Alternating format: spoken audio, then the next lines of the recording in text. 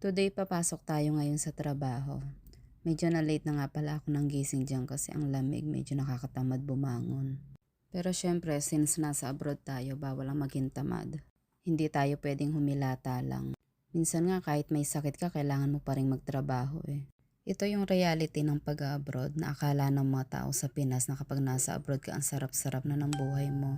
Pero hindi nila alam na sa abroad mo lang din mararanasan yung mga bagay na hindi mo naranasan sa Pilipinas. Minsan may mga pagkakataon din na hindi ka okay. Physically, mentally, you are tired, pero wala kang magawa. Minsan mapapatanong ka na lang sa sarili mo kung kaya mo pa ba, kung okay ka pa ba. Pero since OFW nga tayo, kailangan nating maging malakas.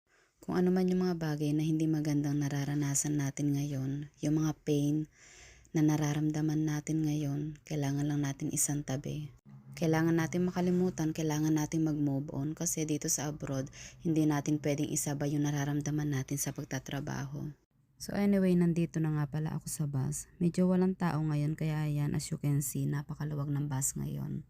Minsan may mga araw naman na sobrang dami ng tao, siksikan. Lalo na pag-araw ng Sabado at Linggo. Pag walang traffic, minsan 7 minutes lang nakakarating na ako sa trabaho ko kasi malapit lang nga. So, andito na nga ako. Inuna ko nga palang linisin yung sa kusina kasi ang daming-daming kalat. Pero mostly bago talaga ako maglinis, yung sala talaga ang inuuna ko. Kaya lang medyo maraming ang kalat kaya inuna ko na tong kusina. Madali lang naman yung trabaho ko dito. Tsaka hindi naman kalakihan yung mga bahay kasi dito sa Macau. Kaya okay lang din, parang naglilinis ka lang din sa bahay mo. Sa 10 years ko na dito sa Macau, medyo kabisado ko na ang galawan dito kaya hindi na rin ako nahihirapan.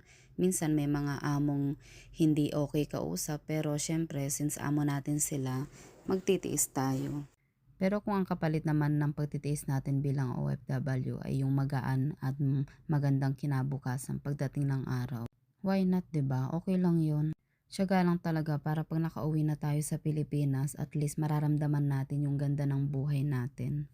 Doon natin makikita lahat ng sukli na pinaghirapan natin sa abroad. So ayan, patapos na nga pala ako sa kusina. Medyo napahaba ang kwento ko. Anyway, hanggang dito na lang yung aking video. Thank you sa pagsama sa aking trabaho. Bye!